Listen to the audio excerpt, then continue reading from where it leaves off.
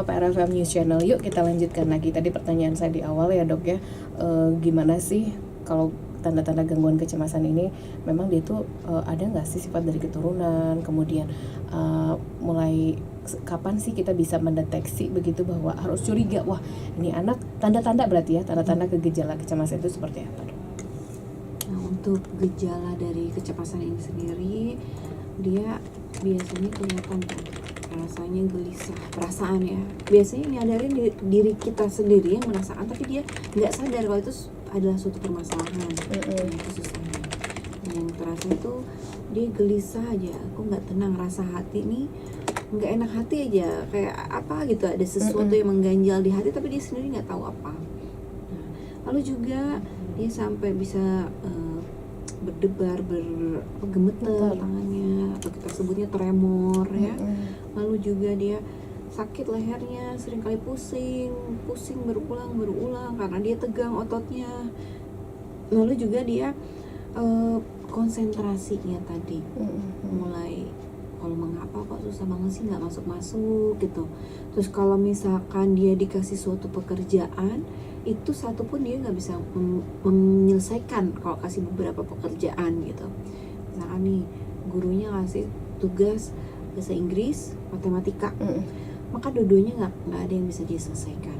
Dua-duanya itu dia merasa dia, aduh nggak mampu, ini kerjaan apa sih, kok banyak banget tugas gitu ya. Nah, lalu juga dia bisa sampai gangguannya di pencernaan. Nah, ini yang sering baru mulai dia akhirnya keluhan datang ke fasilitas kesehatan karena gangguan pencernaannya. Bisa diare, bisa mual muntah, atau juga bisa nyeri di ulah hati seperti sakit maag lah begitu ya.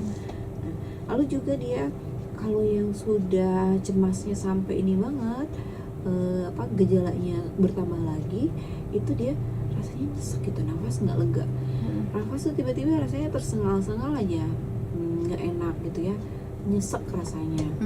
Dan disertai juga dia sulit untuk tenang, walaupun orang sekitarnya nyuruh kenapa dia nggak bisa ngejelasin, dia nggak bisa tenang, dan juga dia nggak tahu harus ngapain begitu. Ya juga ya, hal-hal seperti itu tuh jadi kadang dari mana sih, kok apa sih sebetulnya menjadi penyebab utama seseorang bisa mengalami seperti itu dok? Jadi seperti serangkaian ya dok ya, dari perasaan, pikiran, kemudian ke kemampuan yang lain ya, ini juga jadi sangat berdampak begitu. Sebetulnya hal-hal seperti itu bisa dikontrol atau enggak sih bagi seseorang yang tengah mengalaminya begitu? Tapi yang paling utama adalah apa sih dok penyebabnya? Selain di luar itu kuasa Allah begitu ya dok ya. Apa sih sebetulnya yang menjadi penyebab utama itu dok? Untuk penyebab di sini banyak. Dia bisa dipengaruhi juga oleh genetik ya. Kenapa sih kok seseorang dengan beban yang sama bisa beda-beda hasilnya gitu ya? Karena ada, kalau dia punya faktor genetik di keluarganya ada yang pernah terkena gangguan mental, ya udah seseorang itu juga rentan gitu.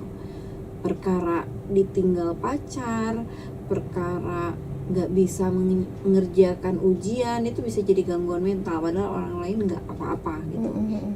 Lalu juga dipengaruhi oleh obat-obatan tertentu ya, penyalahgunaan obat atau drug abuse.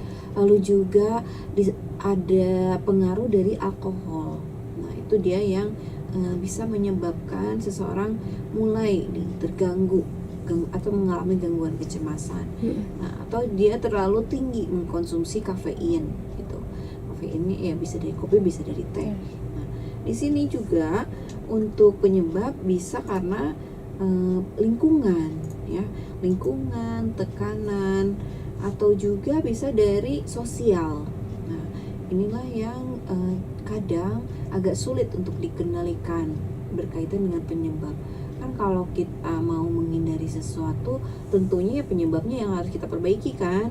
Nah ini untuk gangguan mental ini kenapa kok agak sulit dikendalikan? Karena tadi berkaitan dengan sosial, lingkungan begitu.